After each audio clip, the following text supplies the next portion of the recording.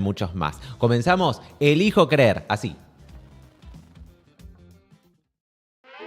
Yo creo que logré poner la Argentina de pie en condiciones de que empiece a andar.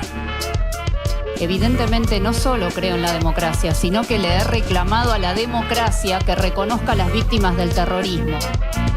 Yo creo que hay una continuidad del espíritu, o sea, digamos, la separación física no podrá romper jamás mi vínculo con Conan.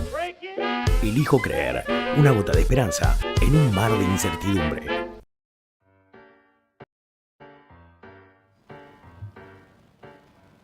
Quiero agradecer primero todos los mensajes que hemos recibido, todos los saludos, la bienvenida. Flor está de vacaciones, vuelve a principios de abril, la dueña de este espacio y quien se encarga de informarlos todos los días. Yo estoy haciendo un reemplazo nada más, pero es bueno saber que están del otro lado y con tanta buena onda. Lo que no tiene tanta buena onda son los primeros 100 días de la gestión del presidente Javier Milei que se cumplen en esta jornada. La foto en este momento es de un estado prácticamente paralizado. Hay una gestión que está paralizada salvo algunos puntos muy específicos. En algunos ministerios aún falta el 40% de los nombramientos de las segundas y terceras líneas y que ya a esta altura se entiende no es tanto un error o una dilación, sino que es una característica de la gestión y que es adrede para justamente evitar tener que accionar sobre distintas políticas de Estado. La gestión se caracterizó por una mega devaluación con la que se dio inicio a días nada más de la asunción presidencial y con el fogonazo inflacionario que seguimos padeciendo los asalariados. Esto marcó récords que no se veían desde la salida de la convertibilidad en materia de aumento de precios, baja del poder adquisitivo de salarios y jubilaciones y también lo que significa para distintos sectores como por ejemplo los que son más perjudicados y que reciben programas sociales.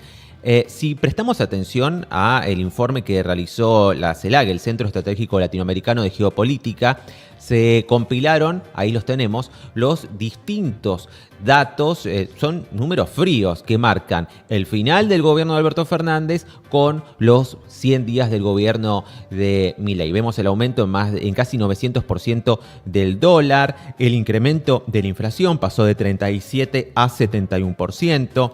Bueno, el plazo fijo.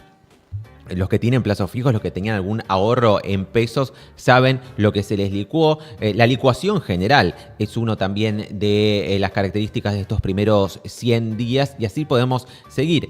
En este caso, el denominador común de los índices es que la mayoría dan en rojo.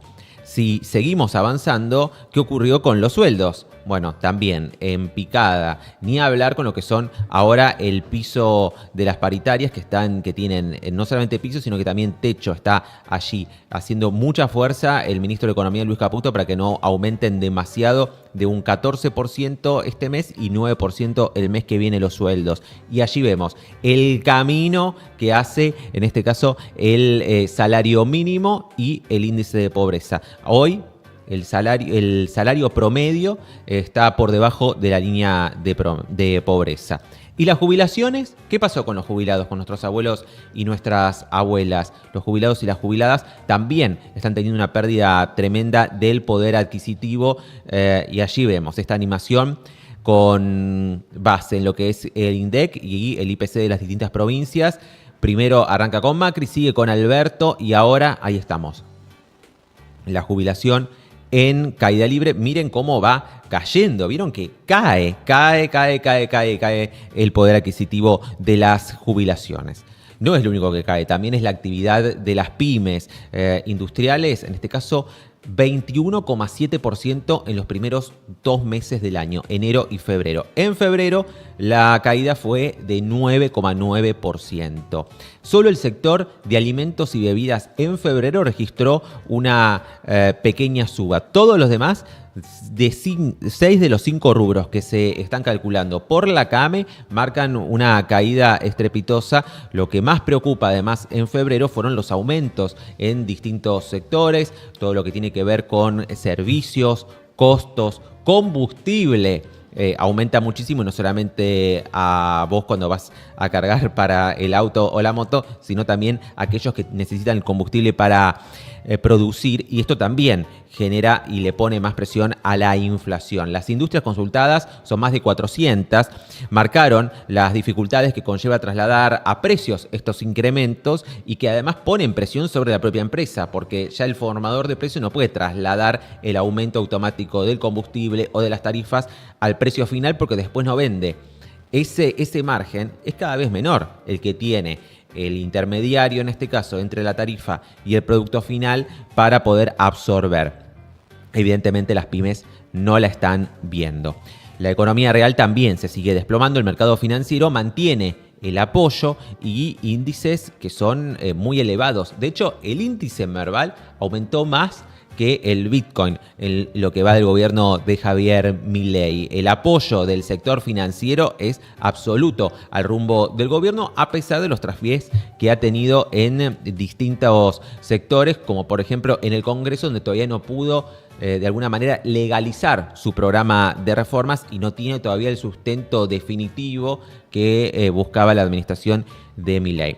Estos 100 días estuvieron dominados por el debate acerca del DNU, bases para la reconstrucción de la economía argentina. Así lo denominó. Son 340 artículos que están vigentes a pesar de, en este caso, el revés que tuvo el gobierno la semana pasada en el Senado. Y también está caracterizado este primer tramo del gobierno por la ley bases, la ley ómnibus, como la conocemos nosotros.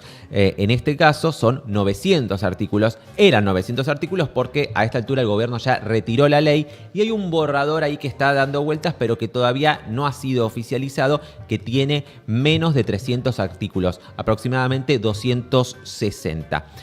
Además de las derrotas parlamentarias que tuvo el gobierno con esta ley bases y con el DNU la semana pasada, se produjo un paro de la CGT. En tiempo récord, la CGT accionó contra un gobierno desde el regreso a la democracia. También ha acumulado este primer tramo de gobierno de 100 días, un ministro despedido, tensiones en la fórmula presidencial, decenas de funcionarios que fueron primero nombrados, pero que luego no fueron oficializados y que luego salieron del gabinete, y también la mesa chica hiperconcentrada en Karina Milei, Santiago Caputo y un poquito más atrás Nicolás Pose.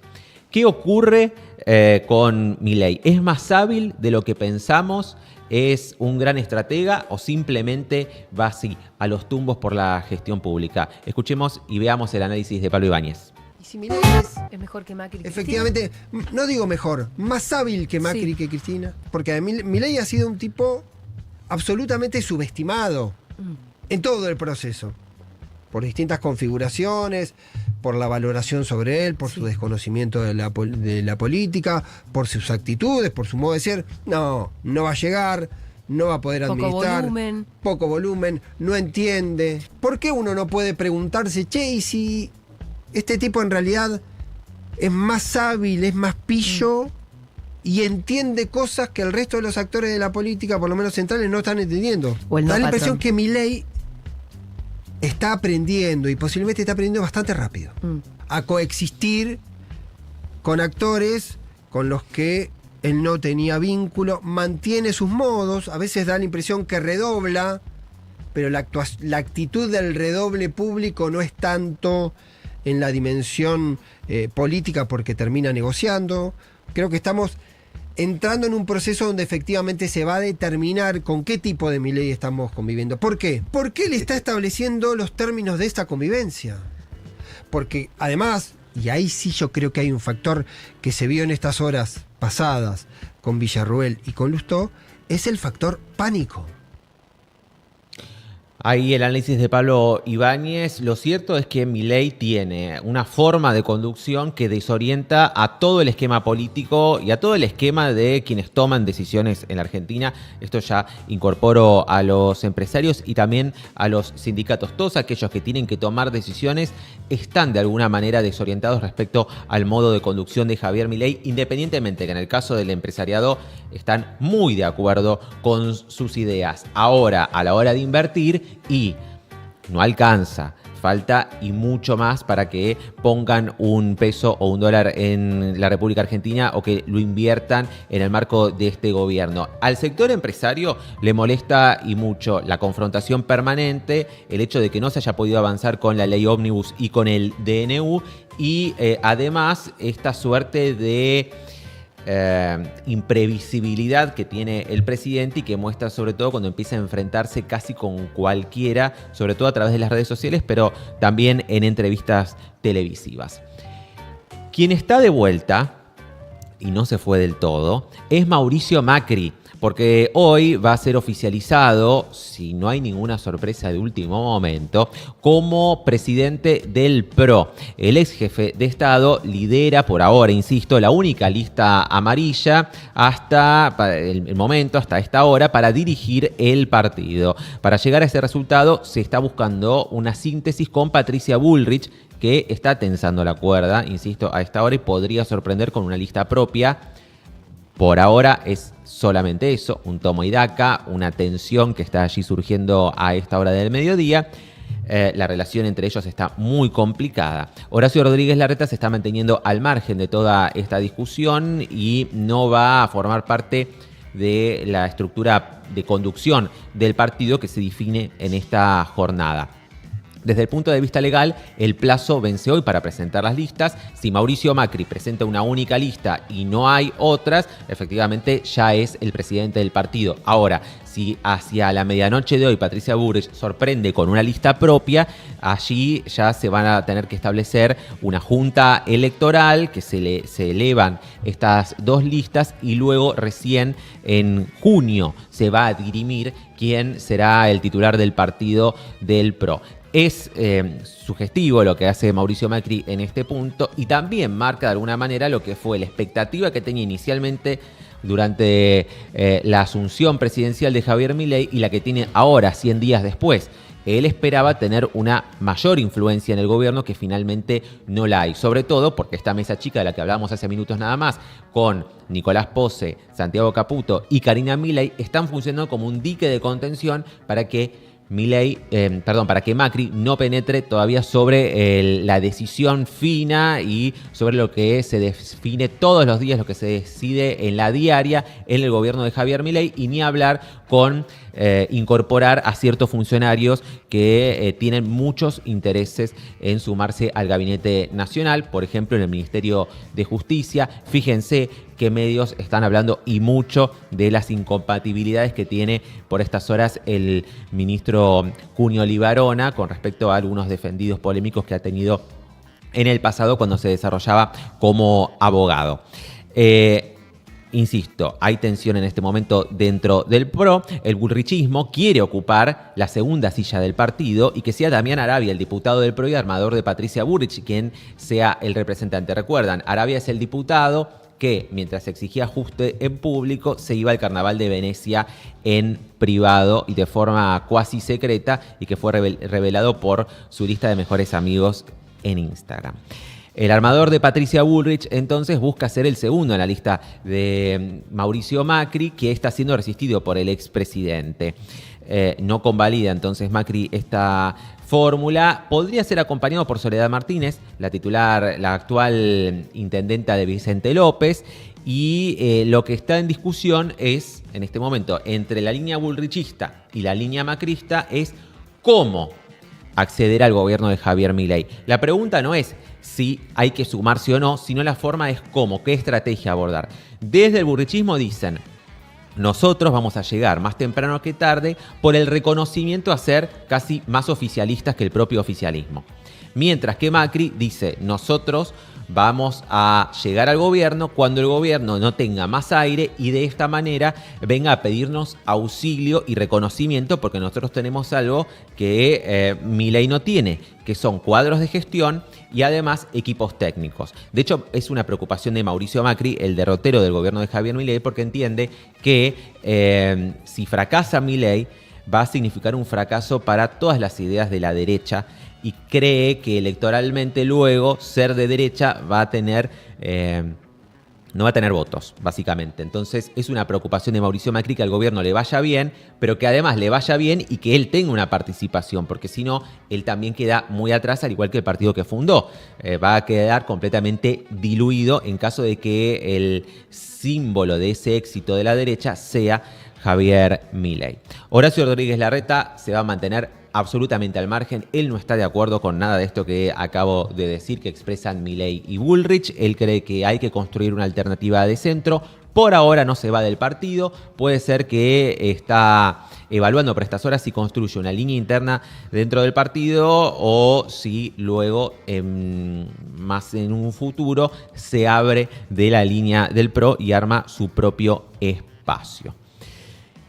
El que no se olvida de Macri es Juan Román Riquelme. Fíjense lo que decía ayer el presidente de Boca.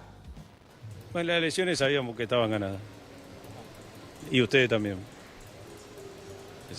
Si vamos a hablar entre comillas con confianza, ustedes lo sabían, nosotros también. Intentaron hacer todas las trampas posibles. Mostraron al hincha de Boca lo que son capaces. Para mí fue maravilloso vivir la fiesta que vivimos. Que la gente pueda ingresar al campo de juego, que pueda votar, que pueda disfrutar. Quiero que sea una fiesta cada 4 años. Pero sí, ahora voy a hablar como hincha. Vos no podés hacer tanta maldad durante 30 días, hacer todas las trampas posibles, falsificar firma. Todo lo que han hecho fue una cosa muy, muy triste. Salir en la tela a decir hay 10.000 o 11.000 que no tienen que votar, faltándole el respeto al hincha, al socio. Y después lo más grave es que no te presentes a votar. Le faltaste el respeto al que te fue a votar y al que te votaba en contra. Entonces sí, como presidente de mi club, he pedido que miren a ver si pueden tener alguna sanción, porque si nosotros tuvimos que retrasar 15 días las votaciones, fue por culpa de todas estas maldades y todas esas mentiras que hicieron. Mientras estas discusiones se llevan adelante, en el gobierno se siguen sucediendo las renuncias, que ya es también una característica de esta gestión de estos 100 días. Los funcionarios entran y salen como por una puerta giratoria. Armando Gibert, el secretario de Transformación del Estado y Función Pública, era el encargado en realidad del ajuste, del achique del Estado, presentó su renuncia a partir de hoy. Respondía el jefe de gabinete, Nicolás Pose, y se da en medio de lo que contábamos ayer con Pepe en el pase, este formulario, este instructivo que se está llevando adelante desde la jefatura de gabinete para formular listas de despidos que se concretarían a partir de la semana que viene. Ese tema está dando vueltas en todos los ministerios. Por ejemplo, en el Servicio Meteorológico Nacional está el rumor de que entre los empleados, de que ya está confeccionada la lista con aproximadamente 200 despidos.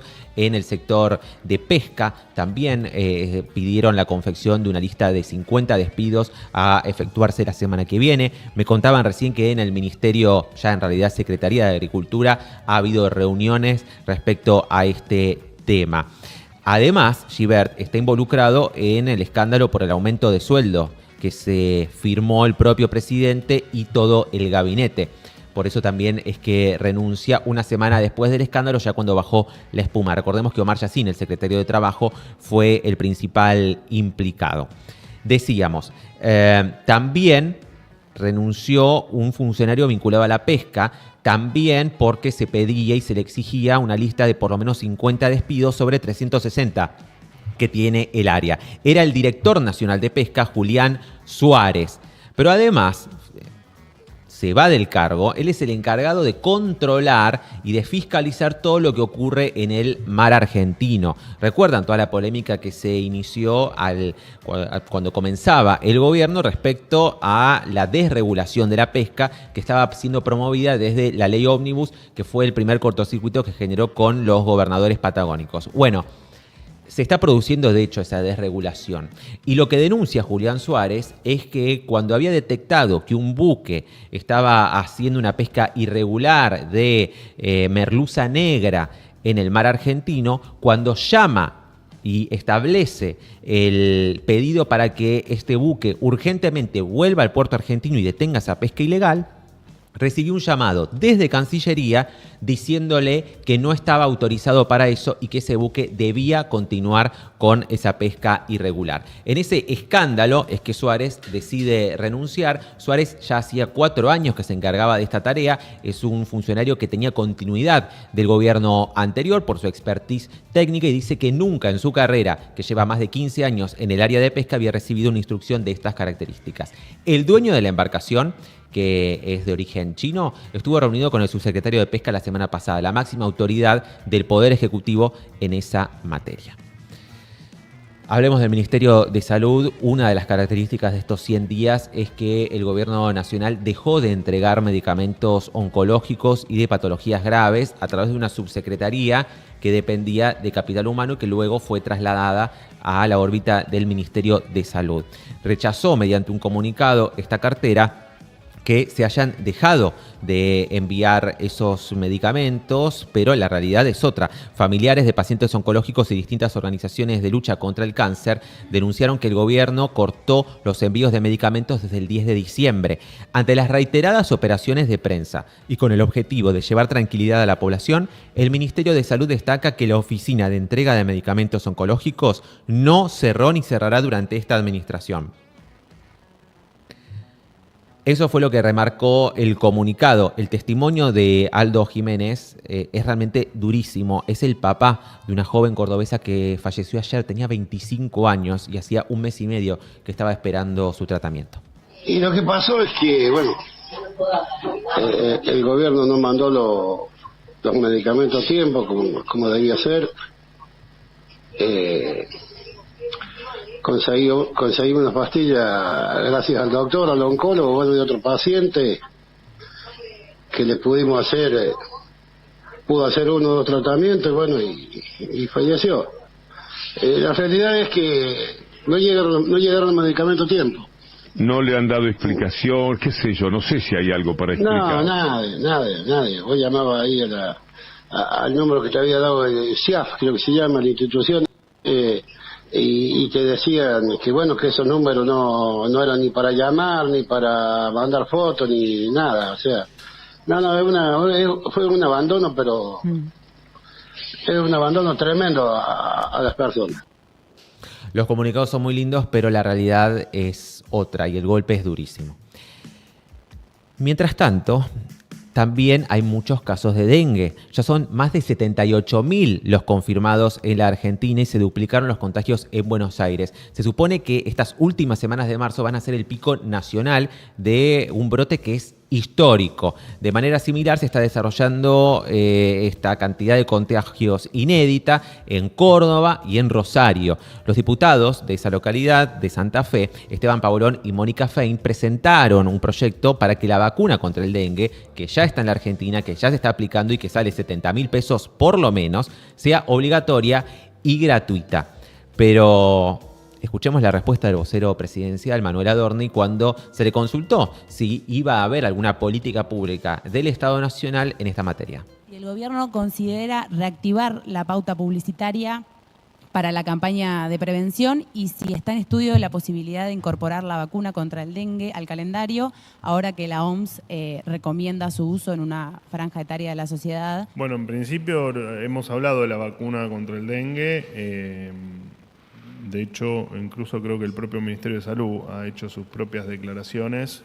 Sí, la pregunta era porque a partir del 8 de marzo la OMS lo recomienda en menores de 6 a 19 expuestos a la enfermedad. Por eso. Claro, el tema es que la inmunidad, no soy médico, pero estoy aprendiendo mucho en muchas áreas del gobierno. La inmunidad se logra a través del paso del tiempo. Por lo tanto, vacunar ahora implicaría que esa inmunidad la vas a lograr dentro de tal vez 4 meses, donde ya el mosquito no sea un inconveniente.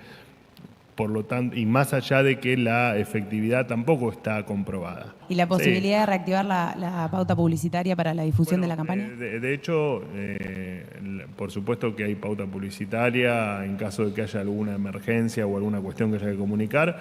Por ahora el caso del dengue no está dentro de esa posibilidad. Adorni va acumulando títulos, no solamente es vocero presidencial, tuitero del año, ahora también doctor. Fernán Quirós, el ex ministro de Salud porteño, sigue siendo ministro de Salud en la ciudad de Buenos Aires, es uno de los funcionarios que tiene continuidad del gobierno de Larreta con el de Jorge Macri. Aclara que la vacuna tiene eficiencia, esa es la palabra, y además dijo que es segura. Bueno, la vacuna es una vacuna que mostró eficacia y seguridad. Sobre todo el trabajo está hecho, hay un solo trabajo en fase 3, la gente ya sabe que es una fase 3, ¿no? Y ese trabajo de fase 3 que se publicó hace un tiempito, la vacuna lleva un año en el mercado, todavía no hay tanta experiencia, pero el trabajo se hizo en chicos de 4 a 18 años y mostró ser segura y eficaz. Y luego las agencias de aprobación han aprobado o han aceptado que esa eficacia que se vio en los adolescentes y adultos jóvenes, naturalmente debe ser la misma que en los adultos mayores, de edad intermedia, y eso es razonable, es decir, que es una vacuna que seguramente es eficaz hasta los 60 años. En otros temas que son noticia esta jornada, el Ministerio de Capital Humano también denunció penalmente a el líder del movimiento Evita, Emilio Pérsico, por haber destinado subsidios estatales como funcionario de Alberto Fernández a la Federación de Cooperativas de Trabajo Evita y a la cooperativa La Patriada, de las cuales había sido miembro societario. La ley de ética pública en el ejercicio de la función le impide a funcionarios del Estado intervenir en cuestiones relacionadas con organizaciones en las que tuvo participación societaria hasta pasados 3 años. La cartera de Petovelo denunció penalmente al dirigente por delitos de fraude a la administración pública, abuso de autoridad y violación de los deberes de funcionario público, ocurridos cuando Pérsico ocupó el cargo de secretario de Economía Social del Ministerio de Desarrollo Social de la Nación. La denuncia lo acusa de otorgarle 473 millones de pesos en calidad de subsidios a las organizaciones de las que formaba parte.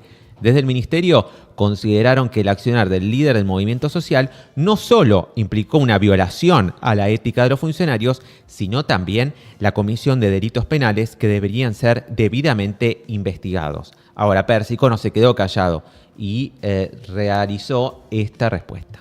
Es un mismo hecho que hace mucho da vuelta que en realidad se inicia cuando yo voy a la Oficina Anticorrupción a decir que me había equivocado y que había cometido un error. ¿En qué consistía ese error, Pérsico? En que había una cooperativa que venía recibiendo subsidios del gobierno anterior, del gobierno de Macri, y yo le prorrogué el convenio que tenía. Que mi secretaria se dio cuenta que estaba mal. Entonces me presenté en anticorrupción y ellos me dijeron los pasos que tenía que hacer para corregir, hice los pasos que tenía que hacer y a partir de ahí hice las firmas como ellos me plantearon, que era que los subsidios de esa cooperativa los tenía que firmar otro secretario, no tenía que firmar yo. Y se hizo así, no hay ningún delito de por medio, ¿no? Ahora, ¿y por qué entienden entonces que ahora el gobierno de Javier Milei vuelve a sacar a la luz este episodio? Del cual nosotros no estábamos al tanto hasta ahora. ¿Y por qué echaron al jefe de la Casa Militar, que era amigo de la vicepresidenta? ¿Y por qué echaron al del ANSES cuando le votaron en contra? Este muchacho tiene esa forma el presidente lamentablemente tiene esa forma de accionar, ¿no? Entonces hoy hubo movilizaciones de organizaciones sociales y él se le ocurrió hacer esto, ¿no? Pero hay que preguntar a Milei porque es así o a un psicólogo. La palabra de Emilio Pérsico. Es cierto que el rol de las organizaciones sociales fue parte de una discusión permanente durante los 4 años de gobierno del Frente de Todos y de cara a lo que venga también va a ser motivo de discusión en el movimiento nacional y popular sobre qué lugar tienen que tener las organizaciones sociales, qué debe hacerse con quienes forman parte de esas cooperativas y también qué debe hacerse con esos dirigentes, si se los debe incluir como diputados en las listas, senadores, o si tienen que tener cargos en el Poder Ejecutivo, o este doble rol que era confuso durante en ese momento la gestión de Alberto Fernández, independientemente de todos los ministros de Desarrollo Social que hubo en esos 4 años. Pero hay una buena noticia, ha habido una reconciliación en el seno del Poder Ejecutivo y de la Casa Rosada. Después de los roces que hubo por el DNU y la discusión en la semana pasada del Senado, allí los vemos. A Javier Milei y Victoria Villarroel se mostraron juntos en el acto por el atentado a la Embajada de Israel. Presten atención igual cómo Karina Milei y Villarroel esquivan las miradas. Están ahí muy cerquita y ni se miran. Ella saluda, Victoria saluda a Jorge Macri, saluda a Francos. Ahora con Karina. Karina, está todo mal, me parece. El presidente y la vicepresidenta participaron del homenaje al atentado, ¿no? A las víctimas del atentado perpetrado en 1992 ante la sede diplomática, que hay que decirlo a nivel judicial, hay pocas novedades, la Corte Suprema tiene esa causa. Hoy participó Villarroel de la reunión de gabinete junto a Milei y luego tuvieron un momento a solas. Se especula con que Villarroel protagonice alguna acción, alguna actividad el 24 de marzo, este domingo, Día de la Memoria. Ojalá no suceda, porque luego de la provocación del 8M, lo que menos hace falta es una nueva provocación el 24 de marzo. Milei no habló, aunque se esperaba un discurso en el contexto del atentado. Señor presidente, ya que usted dijo que venía a despertar leones, ¿cree que podrá despertar a la justicia para que se ponga de pie y actúe en consecuencia? Preguntó Alberto Coopersmith en representación de víctimas y familiares. En la jornada de ayer, insistimos, no hay demasiadas novedades. La justicia viene muy lenta en la investigación del atentado a la Embajada de Israel. Además, hay otro acercamiento. Vamos a ver qué es lo que decía Chiche Hellblum luego de la entrevista con el presidente respecto a la relación con Fátima Flores. Sí, que también, después de lo que fue la temporada de la comediante en Mar del Plata, lo que era la relación con el presidente se había visto un poco desdibujada. A ver. No sé qué pasa con esos perros, no sé qué pasa con Fátima Flores. La verdad que no sé. Creo que esa relación no existe más. La de los perros sí, porque los perros son su fanatismo. Pero creo que de Fátima no existe más. Creo, O sea, él no te dijo nada, vos inferís. ¿Que Fátima y Milei no están más? ¿Por qué no están más? No, yo sé que... no me lo dijo, se lo iba a preguntar, pero no me quiso contestar. Y después una pregunta personal, no. Bueno, está bien, entonces ya me contestó. Y como hay otro personaje que yo conozco rondando el espacio presidencial, digo, bueno, ganó la otra. ¿Quién es la otra? No me pregunte quién es, no me pregunte quién es, porque no lo voy a decir. ¿Pero es una rubia? Una rubia. Que está en el Parlamento. Upa. Supongo que hablaban de Lilia Lemoyne, se me ocurre. Es una rubia del Parlamento. Si no, ¿quién va a ser? ¿Carolina Lozada? Digo, no sé, tiro. No más. Ayer Fátima Flores, de todas maneras, subió una sugerente imagen a las redes sociales. Ahí la tenemos. Miren la historia que subió Fátima Flores desde Olivos. Esos son los jardines de Olivos. Y de alguna manera esa bata del león. No tengo palabras. Esto que sigue también es insólito. La gestión de Patricia Bullrich en la provincia de Córdoba. Estamos recorriendo la provincia de Córdoba junto al ministro Juan Pablo Monteros. Estamos viendo a todas las fuerzas de seguridad y vamos a construir una serie de grupos de trabajo común en conjunto. Fuerza, ministra, para vamos. Sacar la droga de Córdoba. Estamos en la FPA, en este recorrido Bien. en la que estamos acompañando a la ministra de Seguridad de la Nación, doctora Patricia Bullrich. Estamos siempre apostando por mejoramiento de la fuerza, por mucho más presencia de personal y también mucho más herramientas técnicas. Estamos operativos, trabajando juntos en cada rincón de la provincia de Córdoba. No se detenga, ministra. Firme, fuerte, así, hablando pausado. Y Bullrich está siendo en este momento tema de conversación en todas las redes por esto. Voy a hacer una demostración de los perros de seguridad que Ay, no puedo. protegen a la gente, atacando a aquellas personas que están armadas o en situación de peligro. Vamos a ver cómo me va.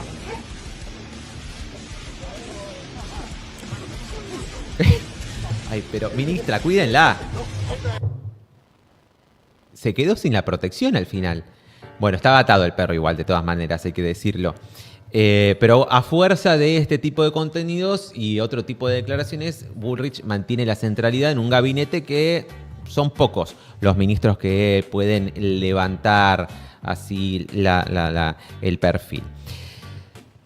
Además, estos son 100 días de Milei. Esto está pasando por estas horas, pero hay quienes están pensando en lo que viene, en lo que le va a seguir a Javier Milei. entre ellos el peronismo. Y este fin de semana y este inicio de semana está teniendo mucho run, una nota, una contratapa del diario Perfil, escrita nada más y nada menos que por Jorge Fontevecchia. ¿Pichetto presidente? Se pregunta, bien grande y en letra de molde, diría la expresidenta Cristina Fernández de Kirchner, en la contratapa de Perfil. Habla en esta nota de las cualidades que debería tener el presidente en caso de ser elegido por Asamblea Legislativa. Es un neodualde el que plantean varios sectores que ven en Pichetto la posibilidad de conducir una nueva etapa en caso de que ésta fracase. Quizás el destino golpee su puerta cuando menos lo imaginaba, cierra la nota del director de Perfil. Juan Dow, el director de comunicación digital del gobierno y troll estrella de Milei, ha tuiteado: la nota más golpista y asquerosa que vi en toda mi vida. Allí lo veíamos. Y Javier Milei también se hace eco de esta nota que tiene claro perfil destituyente. Esto es lo que pasa cuando estás con síndrome de abstinencia de pauta, dijo el presidente, y en tu incompetencia estás al borde de la quiebra. Obviamente te pones en modo golpista para tratar de volver a vivir de la guita del Estado, taxpayers. Bueno. Y además, Grabois, antes de la nota de Fontevecchia, había hablado de un neodualdismo que estaría operando para levantar a Pichetto en una eventual asamblea legislativa. A ver. Esta idea de armar un polo antiprogresista tiene patas cortas. Porque, ¿qué es un polo antiprogresista? ¿Un polo donde construyamos un neodualde que se llama Pichetto? O sea, es que, claro, me están cagando. No, pero aparte el problema... Pichetto fue el candidato a vicepresidente de Mauricio Macri, traicionando de manera abierta al bloque que presidía. Es decir, en otra época Pichetto estaba... No, yo no lo quería decir. Bien, pero todo el mundo entendió eso. Pero, por lo menos yo. Escúchame. No, eso, a ver, ser progresista, si es un pecado, está muy abajo de ser... Un traidor. Un traidor, pero letra por letra. Pichetto vende algo parecido a lo que vende Villarroel. Que él es un personaje de Centro Nacional, es decir, moderado. Decente. Más o menos decente, y que fue en general respetuoso de la institucionalidad, cosa que es cierto. ¿Por qué? Porque no hizo zafarrancheríos con el desafuero de Cristina, por ejemplo. Es decir, en eso tiene un pequeño crédito. Entonces, está en una posición en la que en un revoleo de asamblea legislativa hay que elegir un tipo que lo puedan votar los del PRO, lo puedan votar los peronistas, lo puedan, qué sé yo, y hola, acá estoy. Debo confesar que soy, de alguna manera, un seguidor de Pichetto, pero en tanto en cuanto es un artefacto que me cuesta dilucidar. Quiero entender a Pichetto y el bloque. Hacemos Coalición Federal, que es realmente la joya de este Congreso Nacional, porque no tiene... Es muy especial, muy particular. Más allá de esto, el protagonista de toda esta historia, todos hablan de él, y él no habla. Sí, habló Miguel Ángel. ¿Qué dijo? Leí un artículo este fin de semana, ya lo hacen a usted presidente. A casi 100 días de gobierno ya lo quieren presidente. Me va a cagar de risa de entrada. No. El humor de Feynman. Es un artículo de un periodista, lo respeto, el periodista tiene una trayectoria, tiene un trato correcto como con todos. Bueno, creo que no tengo nada que explicar. En todo caso, habría que preguntarle a él por qué escribió eso. Es una conjetura, una visión. No la comparto. Yo tengo una visión de la Argentina en donde siempre he aportado a la gobernabilidad, al mantenimiento de las instituciones. La verdad no tengo muchos comentarios para hacer.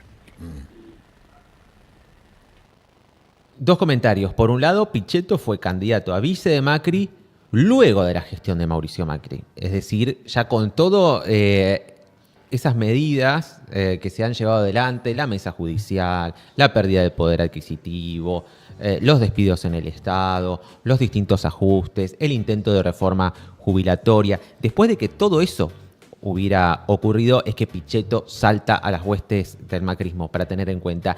Y por el otro lado, también fue el dique de contención en el Senado para que en ese contexto Cristina Fernández de Kirchner no fuera desaforada y no fuera presa. Ayer, en C5N, Jorge Asís contó, y doy la fuente porque no me consta, que fue Pichetto quien alertó a Cristina que el macrismo iba contra Florencia Kirchner y que iban a ordenar su detención. Pichetto además estuvo ayer en Casa Rosada, porque obviamente es el hombre del momento en estas conversaciones, que hay que decirlo, el propio Fontevecchia, que no solamente es periodista, sino que también es empresario periodístico y tiene conversaciones con distintos miembros del empresariado que también de alguna manera vocean, chusmean sobre estas posibilidades hacia el futuro. Y Pichetto así reaccionaba cuando Fabián Waldman en Casa Rosada le preguntaba sobre esta nota. Miren su reacción. Pichetto, como dijo... Hablemos seriamente. Usa mucho la palabra pibe. Pichetto, como dijo... Hablemos seriamente. No le gustó nada. O hace el que no le guste. Igual Pichetto hace gala de su mal humor, cosa que resulta bastante entretenido, bastante simpático.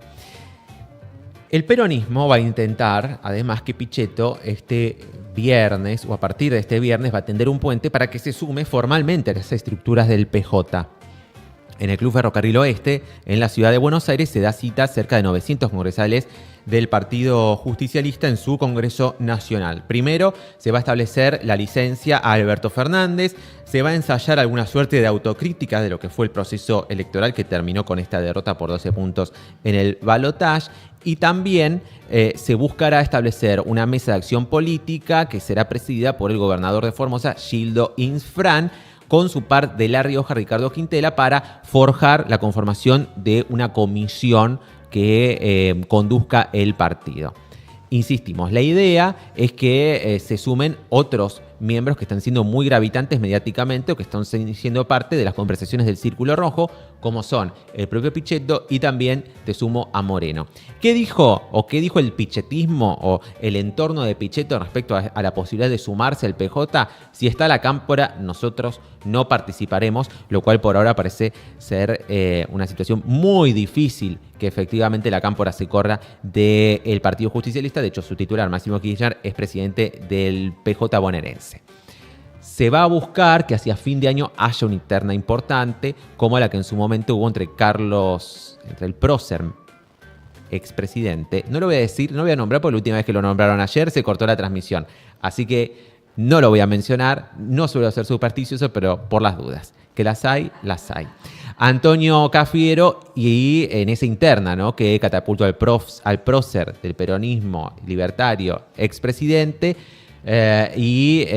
Antonio Cafiero, insisto, en 1988, esa es la interna que se va a buscar emular a fin de año.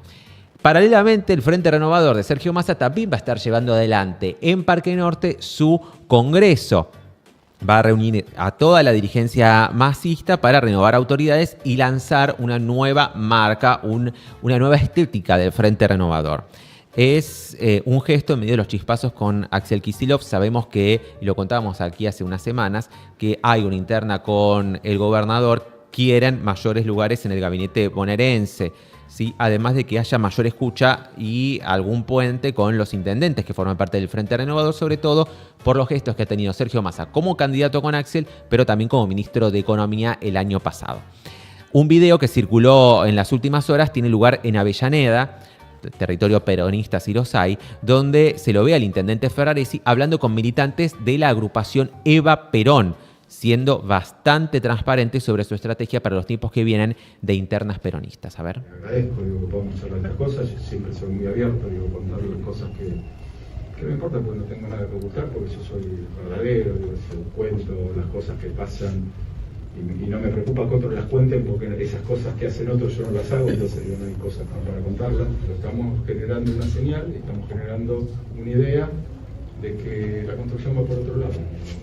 esa construcción que va por otro lado, seguramente en el año 25 nos va a encontrar en lugares distintos, no va a encontrar en el mismo lugar. Entonces, ¿para qué vamos a perder tiempo? Vamos a perder tiempo hasta, no sé, las elecciones cierran en mayo del 25, hasta mayo del 25, para no construir lo que tenemos que construir, ya tenemos que empezar a construir.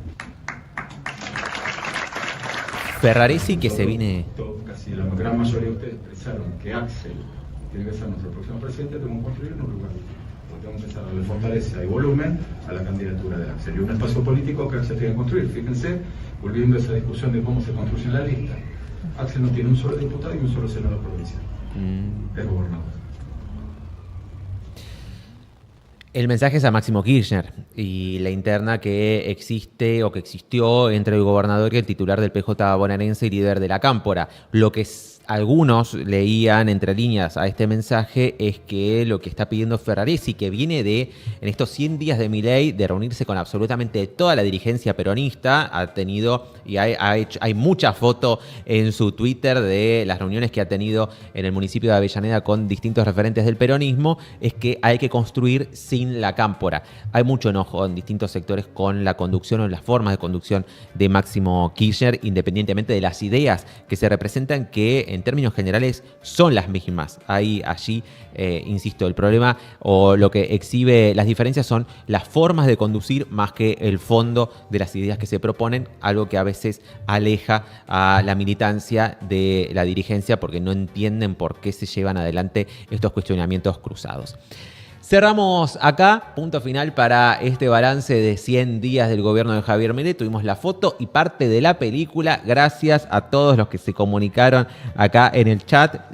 Me mata. Algunos pidiendo por la candidatura de Moreno, otros quejándose de Massa, andate a tu casa, y otros pidiendo por Massa presidente. Realmente el peronismo está todavía muy complicado.